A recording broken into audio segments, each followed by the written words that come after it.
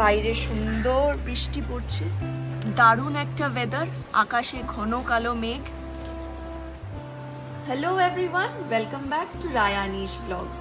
কেমন আছো তোমরা সকলে? আশা করি খুব ভালো আছো। আজকের দিনটাও কিন্তু খুবই শুভ। আজকে হচ্ছে গুরু পূর্ণিমা। দিনটা তো আজকে রোববার, তোমাদেরকে যেরকমটা বললাম, তার সাথে আজকে গুরু পূর্ণিমা। আর বাইরে দেখো দুর্দান্ত একটা ওয়েদার।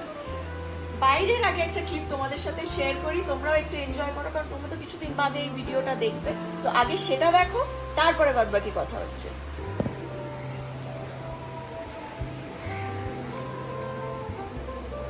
বাইরে হট করে এত সুন্দর ওয়েদার হয়ে গেল, মানে কি বলবো। একটু আগে রোদ ছিল, এত ফ্রিকোয়েন্টলি ওয়েদার চেঞ্জ হচ্ছে না। আর আজকে তো আবার 21শে জুলাই, সেই নিয়েও বাইরে গান টান সব চলছে। গুরু পূর্ণিমা, 21শে জুলাই, রোববার, সব একসাথে পড়েছে। আজকে আমাদের কিচেনে কিন্তু দারুণ একজন আছে, এই যে মিস্টার আনিশ। কি করছো তুমি? আজকে রান্নাঘরের সম্পূর্ণ দায়িত্ব আনিশের। আমি বলেছি আর কিচ্ছু খাবো না, শুধু বাটার চিকেন আর ভাত। শুরু হয়ে যাবে আমাদের চিকেন বাটার মশালা, সানডে স্পেশাল। এই যে এইদিকে সব সুন্দর করে কেটে রাখা আছে, সেগুলো তোমাদেরকে পরে বলছি। আগে এটা দেখাই। চিকেন বাজার থেকে এনে পরিষ্কার করে ধুয়ে ম্যারিনেট করছে এখন আনিশ। আজকে আমরা দুপুরে তাহলে কি খাবো? Butter chicken. Yes, butter chicken আমাদের দুজনেরই খুব ফেভারিট আইটেম, কিন্তু বাড়িতে কোনোদিনও বানানো হয়নি। আজকে তাই আনিশ নিজের রেসিপি দেখে দায়িত্ব নিয়ে বানাচ্ছে। আর তোমরা তো সকলেই জানো, বাড়িতে মামনি থাকলে এইসব রান্না বান্নার কোনো কিছু চিন্তা করতে হয় না। বাট যেহেতু ওরা দুজন বাড়িতে নেই, মানে মামনি আর বা, তোমাদেরকে তো বললাম আই গেস আগে, তো তার জন্য আমরা ভাবলাম সানডে বলে একটু স্পেশাল কিছু করি। আর রাত্রিবেলা খাওয়া দাওয়া আবার নিচে। তো এই বাটার চিকেনটা কিন্তু আমাদের মানে দুপুরবেলার জন্যই হচ্ছে। তো সাথে থাকো, দেখতে থাকো এই সুন্দর ব্লগটা। আশা করি এই রেসিপি ব্লগটা তোমাদের ডেফিনেটলি ভালো লাগবে। একটু নতুন কিছু তোমাদের জন্য কিন্তু আনার চেষ্টা করলাম, কমেন্ট সেকশনে সেটা আমাদের জানিও। এবার তুমি একটু চটপট করে বলে দাও, তুমি মাংসটা কি কি দিয়ে ম্যারিনেট করছো? দই, টক দই, ওকে, তার সাথে একটুখানি আদা আর একটু রসুন বাটা, তার সাথে দিতে হবে একটুখানি জিরে, একটু অল্প ধনে, আর একটু লঙ্কার গুঁড়ো, আর একটু স্বাদ মতো নুন একটুখানি দিয়ে নিতে হবে, যাতে এটা এই কনসিস্টেন্সিটা আরেকটু, আমি যেটা করেছি এটা একটু বেশি এরকম হয়ে গেছে, আর একটু কম যাতে এটা হয়। আমি দইটা একটু বেশি দিয়ে ফেলেছি, মানে একটু জল জল হয়ে গেছে। মানে তুমি কি বলছো, দইটা একটু জলটা ঝরিয়ে তারপর দিলে বেটার হয়, তাই তো? তো তোমরা যদি আমাদের এই রেসিপি দেখে কেউ করো, তাহলে তারা কিন্তু বেসিক্যালি হাঙ্কার দেবে, মানে জলটা একটু ঝরিয়ে নেবে কিছুক্ষণের জন্য, তারপরে সেই দইটা দেবে। এটা হয়ে গেছে, এগুলো কাটা আছে। হ্যাঁ, আগে এটা একটু ম্যারিনেট হোক, তারপর আবার ম্যারিনেশনটা কতক্ষণে হবে? মোটামুটি হাফ অ্যান আওয়ার 45 মিনিটস এরকম হলে তাহলে ভালো হবে, তাই তো? আচ্ছা, তোমাদেরকে দেখিয়ে দিই। এইদিকে আন্দাজ মতন দেখা যাচ্ছে কি, আমরা তো প্রো নই এইসবে। পেঁয়াজ কেটে রাখা আছে ডাইস করে, এদিকে রসুন কেটে রাখা আছে, আদা আর টমেটো। টমেটোটা একটু বেশি করে লাগবে, কারণ টমেটো আর পেঁয়াজ আর আরো যা যা দেবো সেটা তোমাদেরকে বলবো, যেরকম কাজু, চারমগজ, এটারই মেন পেস্টটা হবে, মানে গ্রেভিটা হবে। তো এটা একটু বেশি কোয়ান্টিটিতে লাগবে। বলেছিলাম 45 মিনিট ম্যারিনেট করে রাখতে হবে, ঘড়িতে সেরকমই টাইম হয়ে গেছে। কি এই দেখো জল বের হচ্ছে এটা থেকে। হ্যাঁ, সেটা তো যেহেতু নুন দেওয়া হয়েছে, একটু তো চিকেন থেকে জল ছাড়বেই। এটাকে এবার এখন ভাজতে হবে, মানে কাইন্ড অফ টিক্কা মতন হবে, তাই তো? গন্ধ বের হচ্ছে না? ইয়েস। তোমাদের যদি আমি এই গন্ধটা থ্রু স্ক্রিন যদি শোকাতে পারতাম, তোমাদেরও দারুণ লাগতো। গ্যাস জ্বলে গেছে,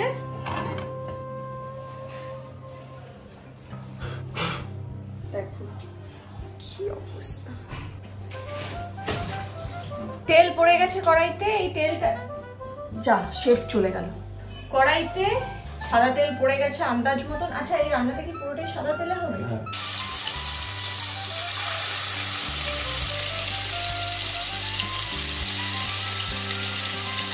খুব বেশি ভাজা হবে না, বাট এমন একটা ভাজা হবে যেটা খেতে ভালো লাগে। মানে কড়কড়ে করে ভাজা হবে না, জুসি থাকবে, তাই তো? তাহলে খেতে ভালো লাগে। তাহলে এটা ভাজা হোক আস্তে আস্তে, with each and every process বা স্টেপ তোমাদেরকে সেটা দেখাচ্ছি, যেরকম যেরকম হচ্ছে, কতটা আমরা ভাজছি। সাথে থাকো, দেখতে থাকো, ব্লগ এখনো অনেকটা বাকি। দেখো, ওই সুন্দরম বা ওইখানেই পাওয়া যাবে। আচ্ছা যাই হোক, হঠাৎ মনে পড়লো যে এই রান্নাতে তো ফ্রেশ ক্রিম লাগবে, আর বাড়িতে আমাদের ফ্রেশ ক্রিম রাখা মানে এনে রাখা থাকে না। তো নিশ্চয়ই বেরোচ্ছে ফ্রেশ ক্রিম আনতে, ততক্ষণের জন্য চিকেনটাকে দেখার দায়িত্ব আমার।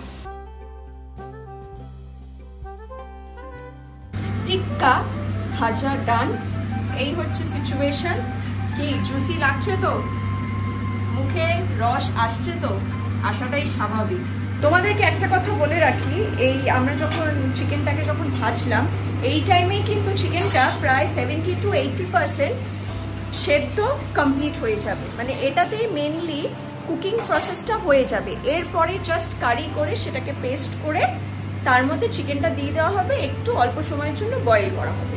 এই অল্প একটু চার মগজ আর কাজু আন্দাজ মতন দিয়ে নিতে হবে। আমরা এই চিকেন ভাজা তেলটাই ব্যবহার করছি, তার কারণ হচ্ছে এতে ফ্লেভারটা ভালো আসবে। এবার আন্দাজ মতন গোটা জিরে দিয়ে দেব, এলাচ, এগুলো একটু ফ্রাই হোক। ভাজা তো হয়ে গেছে এটা। এবার দিতে হবে হচ্ছে এর মধ্যে পেঁয়াজ, ডাইস করে কাটা পেঁয়াজ আন্দাজ মতন। এটা ডিপেন্ড করবে মাংসের কোয়ান্টিটির উপর কিন্তু। একটু আদা ডাইস করা, আচ্ছা, একটু রসুন, এটাও গোটা পড়বে তাই তো? হ্যাঁ গোটা।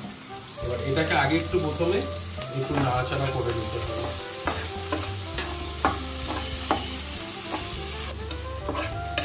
প্রায় অনেকটাই টমেটোটা সফট হয়ে গেছে আর আমাদের প্রিপারেশনটাও ভাজা ভাজা হয়ে গেছে। যেটা আমরা ভাজলাম সেটাকে এখন আমরা মিক্সিতে ট্রান্সফার করে দিয়েছি, একটু ঠান্ডা করে নিয়েছি। এবার এটাকে আমরা একটা সুন্দর নরম পেস্ট করে নেব।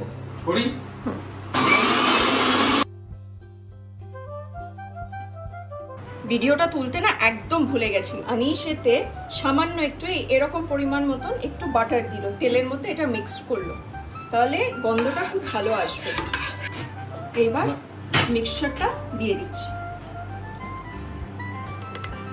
আমার তো ভেবে আর দেখে এখনই খিদে পেয়ে গেল। জানি না টেস্ট কত কিরকম হবে, কিন্তু সব তো ভালো ভালো জিনিসই করছে, আশা করছি ভালোই হবে। হ্যাঁ, এর মধ্যে একটু ধনের গুঁড়ো দিয়ে দিলাম, একটু জিরের গুঁড়ো দিয়েছি, আর একটু লঙ্কার গুঁড়ো দিয়ে দিলাম, আর সামান্য একটু হলুদ ফর দ্যাট কালার। দেখে তো বেশ ভালোই লাগছে। এবার কি দিচ্ছ? সামান্য একটু কাশ্মীরি মির্চ কালারের জন্য। হ্যাঁ, ব্যাস, এতে তো ঝাল হয় না। না, কাশ্মীরি মির্চে আমরা সবাই জানি যে ঝাল হয় না। আর এই মশলাটার মধ্যে চিকেনগুলো দিয়ে দিচ্ছি। তোমরা দেখতে পাচ্ছ কালার অনেকটা চেঞ্জ হয়ে গেছে, তার মানে মশলাটা ভাজা ভাজা হয়ে গেছে। চিকেন থেকে রয়ে যাওয়া তেল আর গ্রেভিটা সেটাও কিন্তু এর মধ্যে দিয়ে দিচ্ছি। একটু আগে চিনি দিয়ে দিয়েছি, এবার একটু নুন দিয়ে দিচ্ছি, কারণ আমরা চিকেনটা ম্যারিনেট করবার সময় নুন দিয়েছিলাম, তারপরে আর দেওয়া হয়নি। দেখো, রান্না করার কথা ছিল কার, আর করছে কে? সে একই ব্যাপার। বলছি যে এটাকে প্রায় 10 মিনিট মিডিয়াম হাই হিটে দিয়ে এটাকে একটু বয়েল করতে রাখলাম ঢাকনাটা দিয়ে, আর একটু জলও কিন্তু দিয়েছি যাতে প্রপারলি মশলাটা চিকেনের মধ্যে ঢুকতে পারে আর চিকেনটা একদম লাস্ট অবধি সেদ্ধ হয়ে যেতে পারে। লাস্ট কাজ হচ্ছে আমাদের একটু বাটার দেওয়া, কারণ এটা নামই বাটার চিকেন, তো বাটার তো দিতেই হবে, আর একটু ফ্রেশ ক্রিম। তো চলো ওটা দিই, একটু কেটে কেটে চারিদিকে বাটারটা দিয়ে দিচ্ছি। আচ্ছা,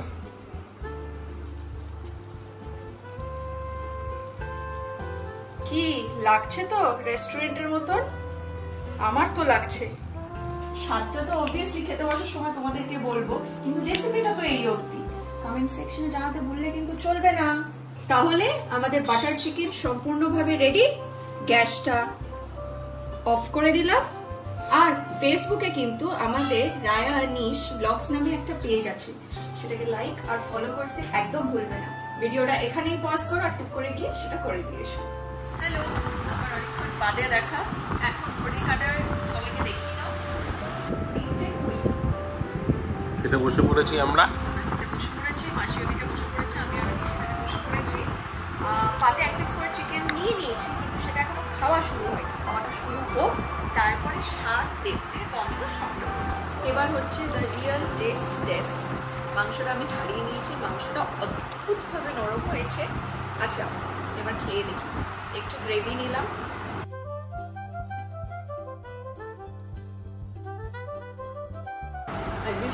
তোমাদেরকে স্ক্রিনের ওই পারে পাঠাতে পারতাম বা একটু খাওয়াতে পারতাম।